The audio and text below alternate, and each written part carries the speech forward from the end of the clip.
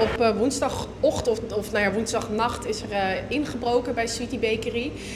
Ze hebben, ik denk met een koevoet of zo, de houten deur opengebroken. En hier in de winkel de kassa, alles eruit gehaald. Mijn administratie lag door de hele kantoor heen.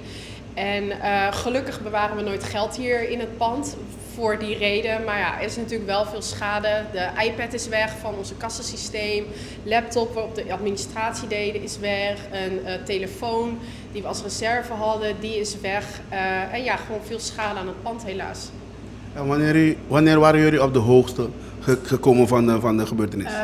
Op woensdagochtend om 6:30 is mijn collega hier aangekomen, de bakker. En die belde mij van, hey Elise, de deur is kapot en staat open. Weet jij daar iets van? Dus ik zeg nee. Dus ik zeg, je hoeft niet naar binnen te gaan. Bel direct de politie. Dus ik ben meteen gekomen. De politie is ook heel snel gekomen.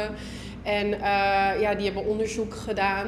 Maar het is natuurlijk heel moeilijk. Zelfs als je goede camerabeelden hebt, moet het echt, mensen zijn verborgen. Dus het is heel moeilijk om iemand te vinden die het echt gedaan heeft. En zelfs als ze weten wie het is het nog ook moeilijk om die persoon terecht te laten stellen. Ja, het is heel jammer. En wat wil je tegen die mensen zeggen om deze dingen niet meer te laten gebeuren? Ja, het is gewoon jammer. Ik ben een kleine ondernemer, ik doe mijn best, ik werk hard, ik probeer werk te bieden aan andere mensen. En voor hun is het misschien een oude iPad waar ze niet eens kunnen inloggen. Maar voor mij is het een iets wat ik opnieuw moet kopen. En ja, ik denk misschien na over om een nieuwe medewerker aan te nemen. En zulke dingen maken iedereen bang en stopt je van bepaalde groei te kunnen doen in je bedrijf. En ook mijn medewerkers zijn bang. Ze zeggen van oké, ik werk hier soms 's avonds, voel ik me nog wel veilig.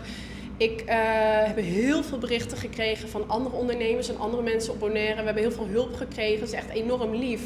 Maar er was iemand in mijn winkel gisteren en die vertelde, Elise, ik heb een bedrijf. Elke nacht om 3 uur 's nachts zet ik mijn wekker en bekijk ik al mijn camera's. Omdat ik zo bang ben dat er gestolen wordt. Het gebeurt zoveel.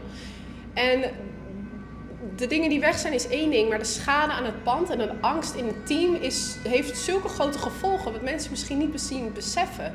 Dus ik wil ook echt oproepen om te zeggen van oké, check je sloten, zorg dat je laptop een backup heeft.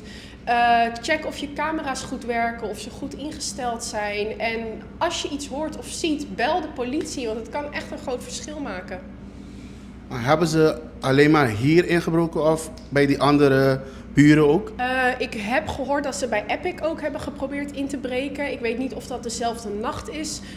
Een car rental is ook ingebroken. Ik hoorde online dat er een scooter ook weg is. Het is echt een wave aan criminaliteit wat heerst. En ja, het moet echt stoppen, want het is niet meer leuk voor ondernemers zo. Het is al een rustige periode.